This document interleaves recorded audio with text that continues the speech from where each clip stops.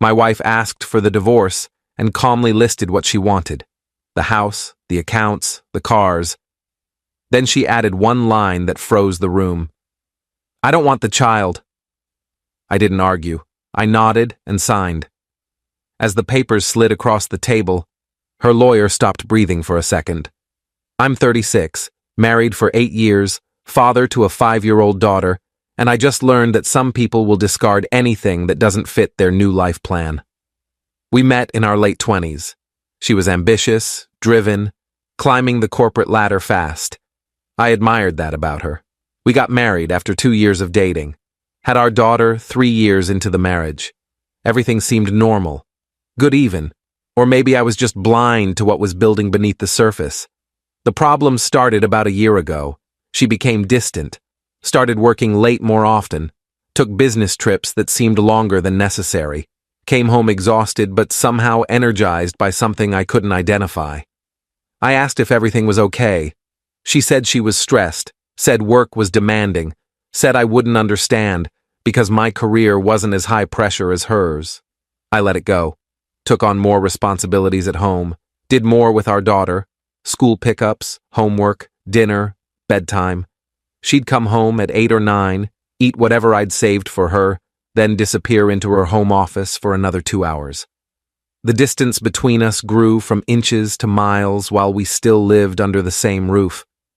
3 months ago, she told me she wanted a divorce. Just like that. Over breakfast on a Saturday. Our daughter was at her grandmother's house for the weekend. The timing wasn't coincidental. "I want a divorce." I put down my coffee, felt it go cold in my hand. "What?" "I'm not happy. Haven't been for a while. I want out." "Can we talk about this? Try counseling?" "No, I've made up my mind. I've already spoken to a lawyer." "You spoke to a lawyer before talking to me?" I needed to know my options. "Your options, right." She handed me a business card. Her lawyer. Told me to get my own. Said we could handle this civilly. Like we were negotiating a business contract instead of ending a marriage. Like our daughter was an asset to be divided rather than a human being who'd lose her family. I hired a lawyer that week. Good one. Came recommended by a friend who'd gone through a nasty divorce. He told me to document everything. Financial records, communications, daily routines with our daughter. Every moment I spent being the parent she'd stopped being. Everything. 2 months of back and forth. Her lawyer sending proposals. My lawyer countering. Fighting over assets we'd built together. Over the house we'd bought. Over retirement accounts and savings and cars. Each email felt like another cut. Another piece of our life being divided and distributed. Then came the mediation meeting. Last week. Both of us. Both lawyers. A mediator. Conference room downtown. Corporate. Cold. Fitting for what was about to happen. We sat across from each other. Her lawyer laid out her demands. She wanted the house. Made sense, she said. It was in a good school district. She wanted the primary savings account, the investment portfolio, both cars.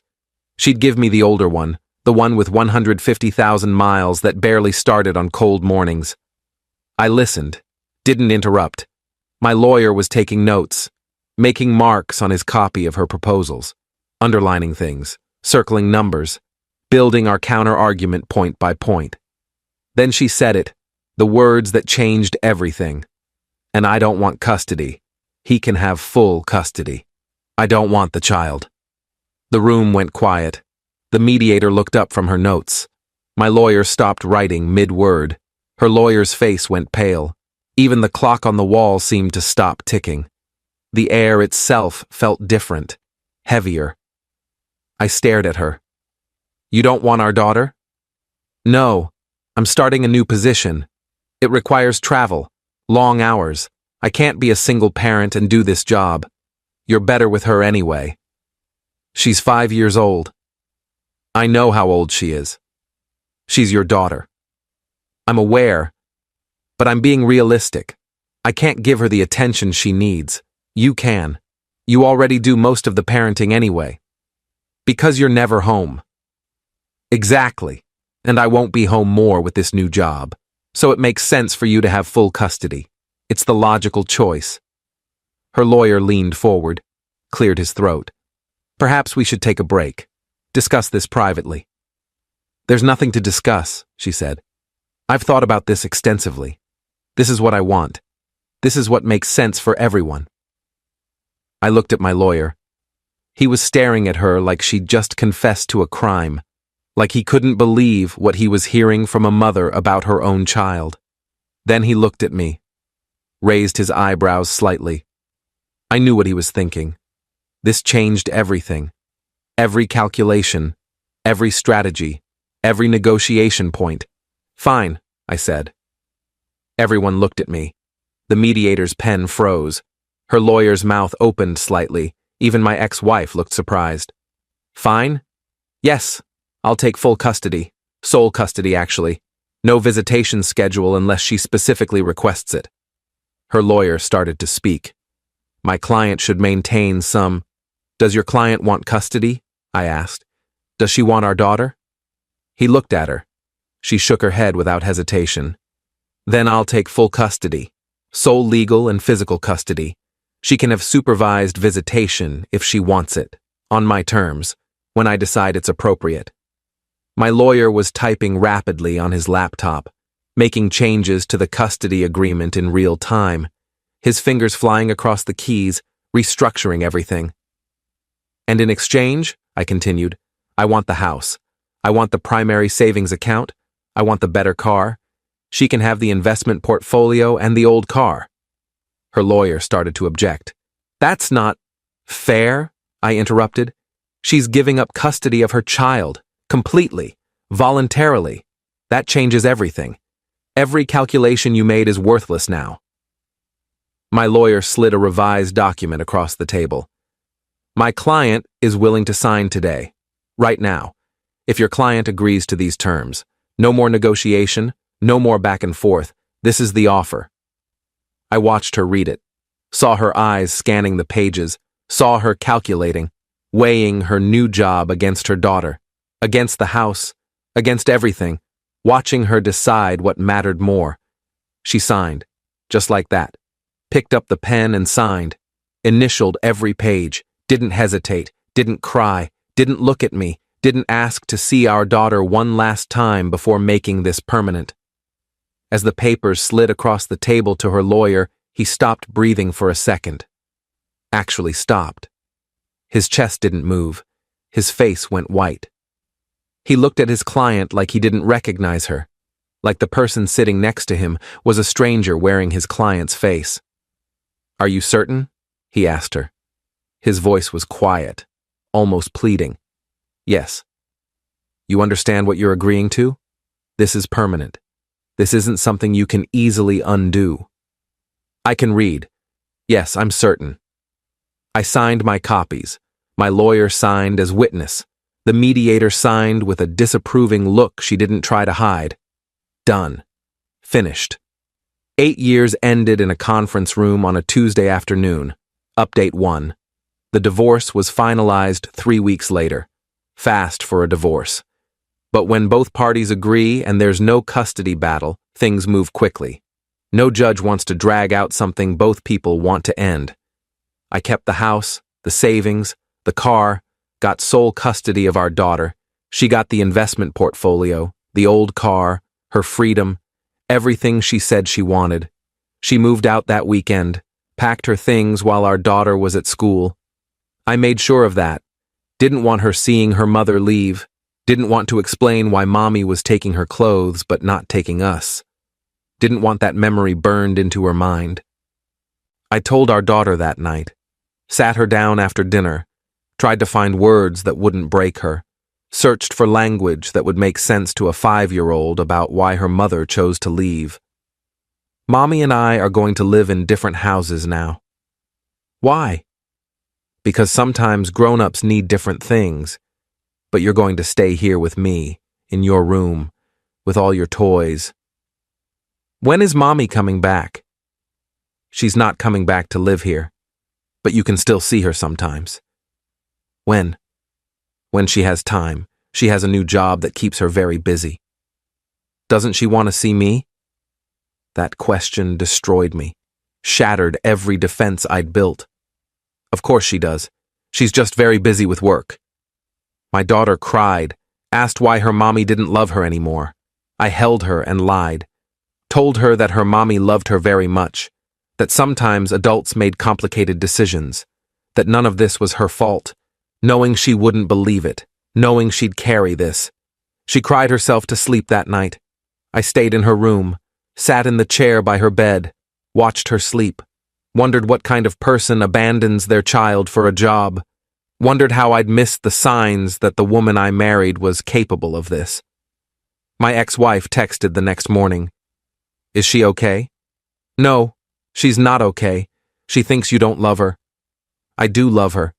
This is just better for everyone. Better for you, you mean? Don't make this harder than it needs to be. I'm not making anything hard. You're the one who walked away. She didn't respond, didn't text back, nothing, just silence. The same silence our daughter would grow up with. Update 2. 2 weeks after she moved out, I found out why she really wanted the divorce, why she'd been working late, why she'd been so eager to give up custody. The truth I'd suspected, but hadn't wanted to believe. A mutual friend called me, asked if I knew. I said knew what. She told me my ex-wife had been seeing someone from work for over a year. Her boss, the one giving her the promotion, the one she was traveling with, the reason for all those late nights and business trips. I thought you knew, my friend said. I thought that's why you divorced. No, I didn't know. She just said she wasn't happy. I'm sorry. I assumed you knew. Everyone at her company knows. They've been pretty open about it since you separated. I hung up, sat there processing, the late nights, the business trips, the distance. All of it made sense now. She hadn't fallen out of love with our marriage. She'd fallen into something else, someone else, and our daughter was just collateral damage. I called my lawyer, told him what I'd learned. He was quiet for a long moment. Does this change anything? I asked. Legally? No. You're divorced. Custody is settled. Financially, you got the better deal because you took custody. But personally? Yeah, it explains a lot. Can I use this to modify anything? Modify what? You got the house, the savings, full custody. What else do you want? He was right. I'd gotten everything that mattered. The house for our daughter, the savings to support her, full custody to protect her. My ex-wife had traded all of it for a promotion and a relationship, had calculated the value of her daughter against her new life and decided her daughter wasn't worth keeping. But I wanted her to face consequences, wanted people to know what she'd done, not just the affair, but abandoning our daughter, choosing a man over her own child. Can I tell people about her giving up custody? You can tell whoever you want. It's not sealed. It's public record. The question is whether you should.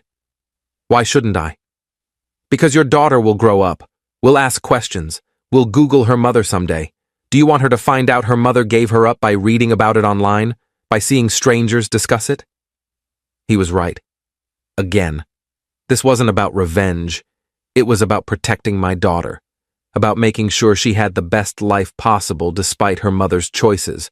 About not making this worse than it already was. Update 3. A month after the divorce, my ex-wife's mother called me, my former mother-in-law. She was crying, voice breaking every few words. Is it true? Did she really give up custody? Yes.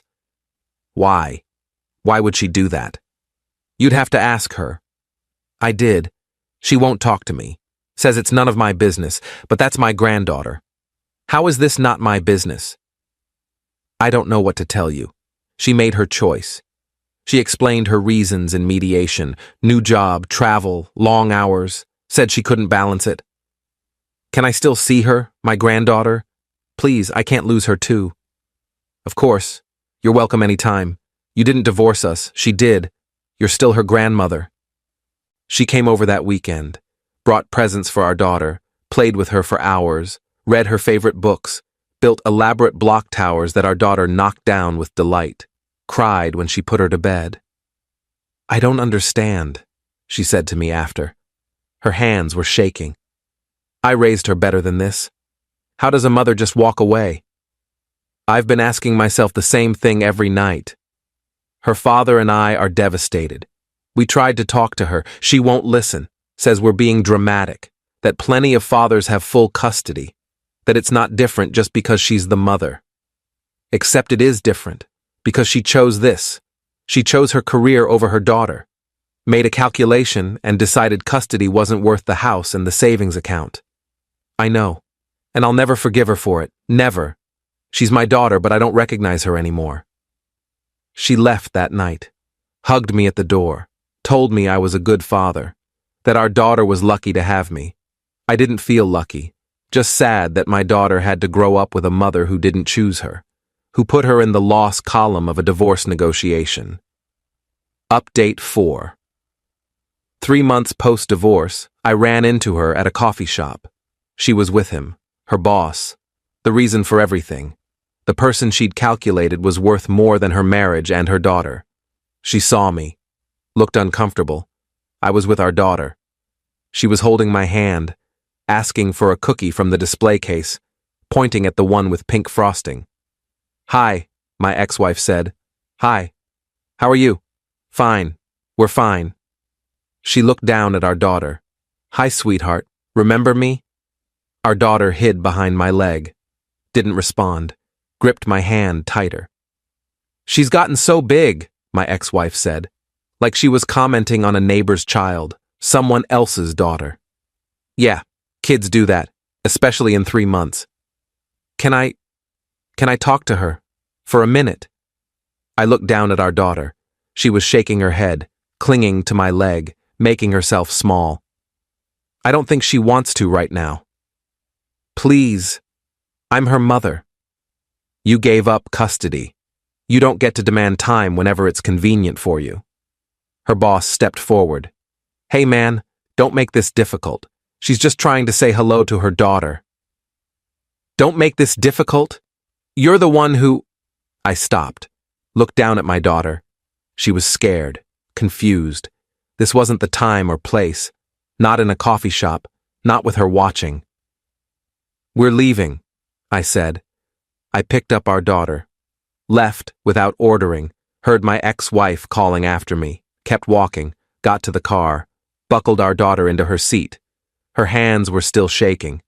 In the car, my daughter asked, "Why doesn't Mommy live with us?" "Because she chose to live somewhere else, with different people, in a different life." "Did I do something bad?" "No, you didn't do anything. This isn't about you. This is about her making choices that don't include us." "Will she ever come back?" "I don't know, sweetheart. I don't know. But you'll always have me.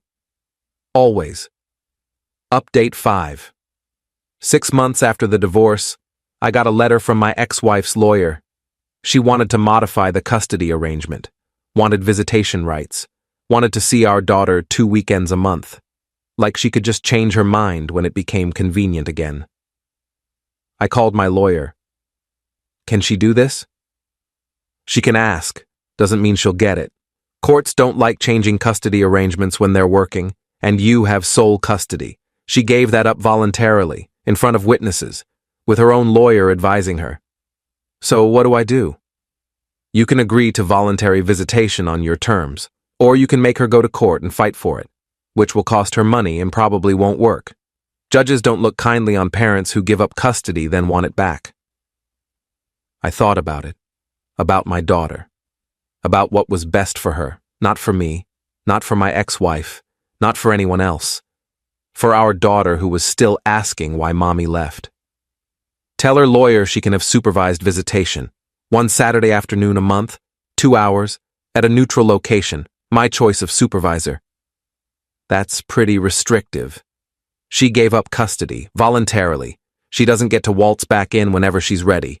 She has to prove she's committed, that she won't disappear again when it's inconvenient. The lawyer relayed my terms. Her lawyer pushed back, said it was too restrictive, that his client had rights. My lawyer reminded him that his client had voluntarily given up those rights, had signed papers explicitly stating she didn't want custody, that she couldn't handle being a parent. They agreed. One Saturday afternoon, a month, 2 hours, supervised by my mother, at a park near my house, limited, controlled, safe for my daughter. The first visit was awkward. My ex-wife showed up 20 minutes late, brought expensive toys like she could buy back our daughter's affection, American Girl dolls, fancy art supplies, things she'd never shown interest in before. Our daughter barely spoke to her, stayed close to my mother, kept asking when she could go home. After 2 hours, my mother brought her back. That was painful to watch. How was she? Your ex? Desperate, trying too hard, overcompensating? Your daughter? Scared? Confused? She doesn't know this person anymore, it's been too long. Should I stop the visits? No. Your daughter needs to decide for herself what relationship she wants with her mother, but she needs time, and her mother needs to earn it, every single visit. Final update. It's been a year since the divorce. A year since my wife sat in that conference room and said she didn't want our daughter. A year since her lawyer stopped breathing when he realized what she'd signed away. The supervised visits continue. Once a month, 2 hours. My ex-wife shows up, usually on time now, brings gifts, tries to connect with a daughter who barely knows her, who calls her by her first name instead of mommy. Sometimes our daughter asks about her between visits, sometimes she doesn't.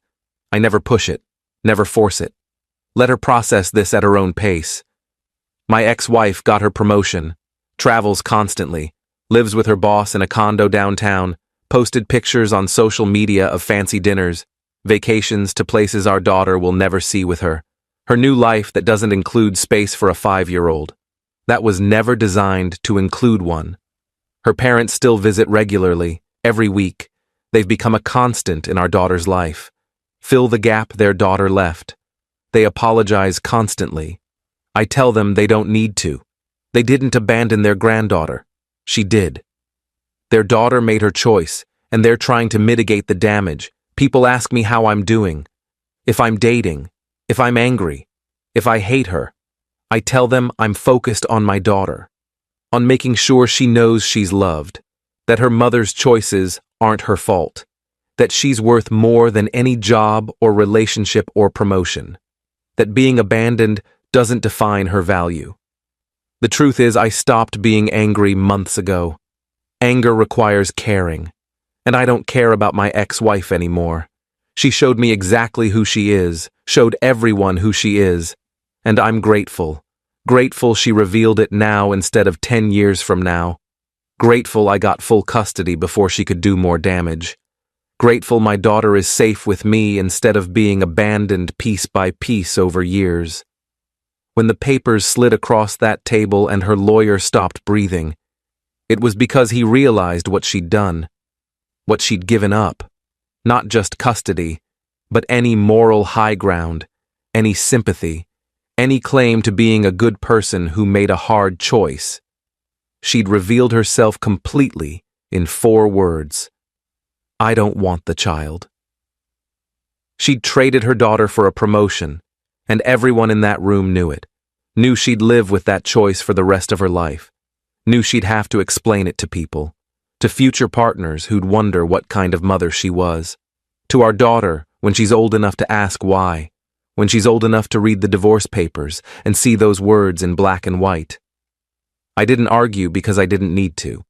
She'd already destroyed herself with her own words. 4 words that defined her completely.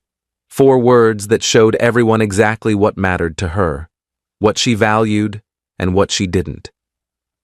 I nodded and signed because I was getting exactly what I wanted.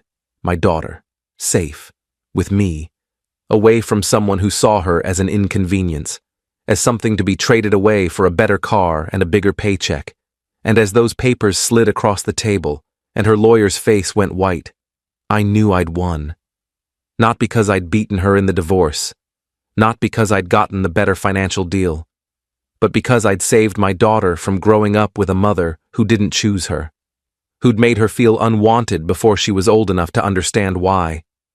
Some victories aren't about revenge, they're about protection, about making sure the people you love are safe from the people who claim to love them but don't know how, who calculate love like a business transaction and always find it wanting. My daughter is safe now, loved, chosen, every single day, and that's all that matters. That's everything that matters. The house, the savings, the custody arrangement, all of it was just paperwork. What matters is that she knows, without question, that she's wanted, that she's worth keeping, that someone chose her completely and without hesitation, that her father will never trade her for anything.